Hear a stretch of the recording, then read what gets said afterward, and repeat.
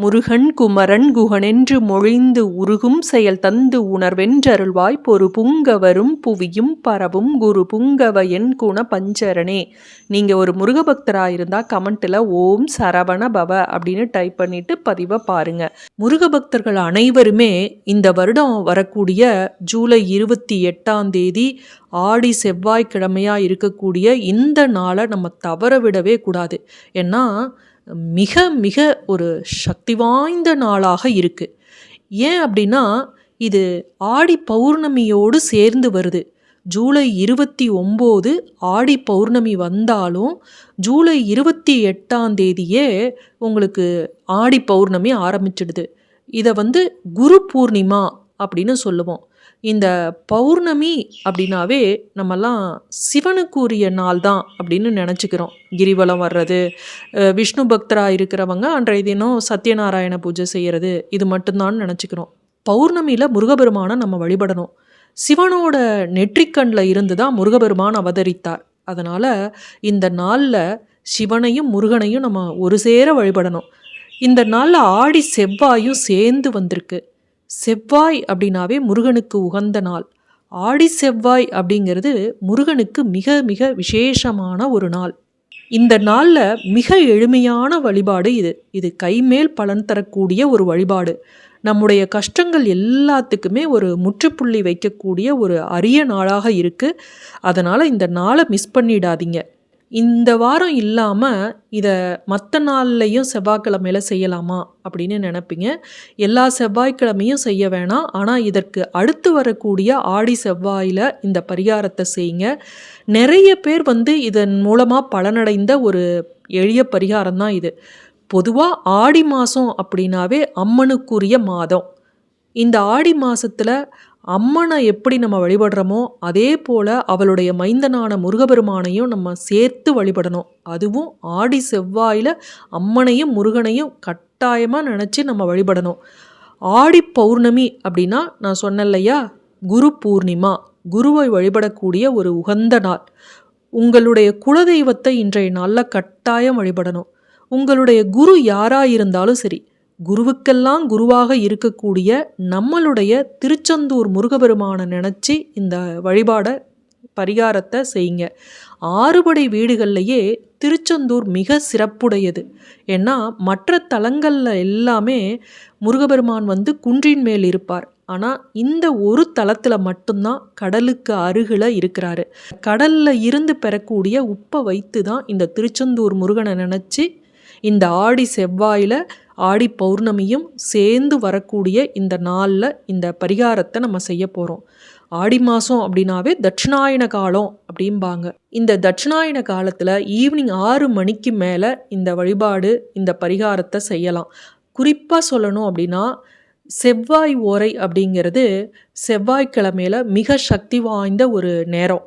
இரவு 8 to 9 வரக்கூடிய செவ்வாய் ஓரையில் இரவு செய்யலாம். இந்த நேரத்தில் நான் வீட்டில் இருக்க மாட்டேன் அப்படின்னு நினைக்கிறவங்க காலையில் 6 to 7 வரும்.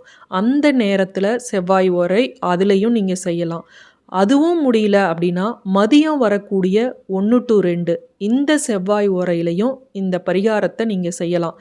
இதில் உங்களுக்கு எந்த நேரம் வசதியாக இருக்கோ அந்த நேரத்தில் செய்யுங்க. மிக சக்தி வாய்ந்த நேரம் அப்படின்னு பார்த்தீங்கன்னா இரவு 8 to 9 வரக்கூடிய செவ்வாய் ஓரையில் தான் ரொம்ப ரொம்ப இந்த பரிகாரத்தை செய்வதற்குரிய ஒரு சிறப்பான நேரம். ஏன்னா இரவு வானில் அந்த நிலவு தெரியக்கூடிய நேரத்தில் அந்த செவ்வாய் ஓரையும் சேர்ந்து இருக்கக்கூடிய நேரத்தில் முருகபெருமானை நினச்சி இந்த பரிகாரத்தை செய்கிறது தான் ரொம்ப ஒரு சக்தி வாய்ந்த நேரம். எந்த பரிகாரம் செஞ்சாலும் சரி அதை நம்பிக்கையோடு செய்யுங்க. நேர்மறையாக நம்ம நினச்சாவே விதியால் நமக்கு நடக்காத வாய்ப்பு இருந்தால் கூட இப்படி நம்ம பாசிட்டிவாக நினைக்க அது நிச்சயமாக நடக்கும். அதனால் எந்த பரிகாரம் செஞ்சாலும் அதை பற்றி பாசிட்டிவாக நினைங்க. அந்த பரிகாரம் செஞ்சிங்கன்னா அதனுடைய பலன் கிடைக்கிறதுக்குள்ளே மற்றவர்கள்ட்ட சொல்லாதீங்க. முருகனுக்கு உகந்த திதியாக சொல்லப்படுவது எது அப்படின்னு பார்த்தீங்கன்னா சஷ்டி திதியும் பௌர்ணமி திதியும் தான். நட்சத்திரங்களில் கிருத்திகை நட்சத்திரம், விசாக நட்சத்திரம். கிழமையில பார்த்தீங்கன்னா, செவ்வாய்க்கிழமை, வியாழக்கிழமை. இப்ப 2வது செவ்வாய்க்கிழமை பார்த்தீங்கன்னா, பௌர்ணமி திதியும், ஆடி 2வது செவ்வாய்க்கிழமையும் சேர்ந்து வந்திருக்கு. அதனால இந்த நாள்ல இந்த பரிகாரத்த செய்யுங்க. 21 நாள்ல உங்களுடைய பிரச்சனை தீரும். முருகனோட அருள் இருந்தது அப்படின்னா, நிச்சயமா சீக்கிரம் உடனே கூட நடக்கலாம். ஒரு அற்புதமான வழிபாடு. யாரும் மிஸ் பண்ணிடாதீங்க. கமெண்ட்ல ஓம் சரவண பவ அப்படின்னு டைப் பண்ணுங்க.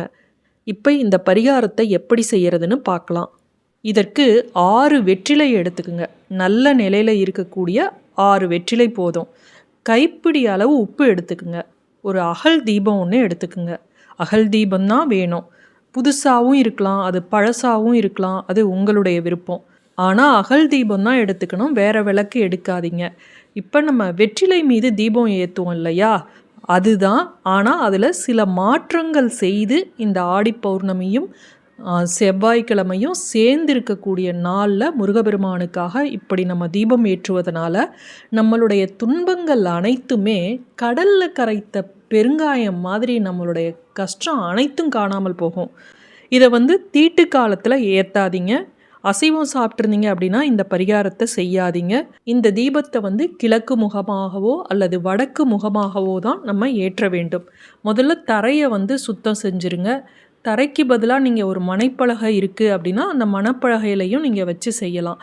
ஒரு சட்கோண கோலம் போட்டுக்குங்க. அதில் இந்த வெற்றிலையை வச்சுக்குங்க. வெற்றிலையோட காம்பை எடுத்துடுங்க. எடுத்துட்டு அந்த வெற்றிலையை கழுவிட்டு சுத்தம் செஞ்சுட்டு அதில் மஞ்சள் குங்குமம் வச்சுக்குங்க. உங்களுடைய பிரச்சனைகள் எல்லாம் தீரணும் அப்படின்னு முருகப்பெருமானை வேண்டிக்கிட்டு இந்த சிறப்பான நாளில் 6 1 ரூபா காயினை அந்த 6 வெற்றிலை மீது வைங்க. அந்த 1 ரூபா காயினுக்கு அருகில் உப்பு கொஞ்சம் கல்லுப்பு வச்சிடுங்க.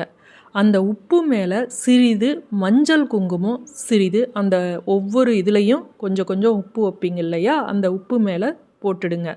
அதன் மேலே நெய் தீபமோ அல்லது நல்லெண்ணெய் தீபமோ வச்சு தீபத்தை ஏற்றுங்க. இந்த 1 ரூபா காயின் வைக்கும்போது ஒவ்வொரு முறையும் ஓம் சரவண பவ அப்படின்னு சொல்லி அந்த ஒவ்வொரு காயினையும் 6 காயினை வைங்க.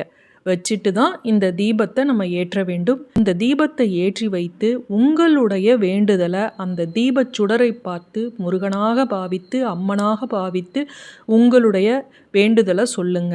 இந்த தீபத்தை ஏற்றி வைத்துவிட்டு கந்தசஷ்டி கவசம், கந்தகுரு கவசம், வேல்மாறல், கந்தர் அனுபூதி எது உங்களுக்கு தெரியுமோ முருகனோட நாமத்தை பாடல்களை பாராயணம் செஞ்சு உங்களுடைய வேண்டுதலை சொன்னீங்க அப்படின்னா கட்டாயமாக உங்கள் வேண்டுதல் சீக்கிரம் நிறைவேறும். நீங்கள் அடுத்த நாள் இந்த வெற்றிலையும் அதில் இருக்கக்கூடிய உப்பு இதை நீங்கள் அப்படியே கால்படாத இடத்துல அல்லது ஓடும் நீர்நிலைகளில் விட்டு விடலாம். அந்த 6 1 ரூபா காயினையும் ஒரு மஞ்சள் துணியில் அப்படியே போட்டு கட்டி அதை முருகனோட பாதத்தில் வச்சுருங்க.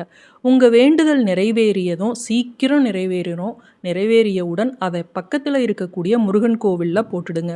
திருச்செந்தூர் போகக்கூடிய வாய்ப்பு உங்களுக்கு முருகப்பெருமான் அருள் புரிந்தார் அப்படின்னா அங்கே போயும் இந்த காயினை நீங்கள் செலுத்தலாம். இந்த வாரம் மட்டும் இல்லாமல் இதற்கு அடுத்து வரக்கூடிய ஆடி செவ்வாயிலையும் தொடர்ந்து இந்த தீபத்தை ஏற்றி நம்ம முருகப்பெருமானோட அருளை பெறுவோம்.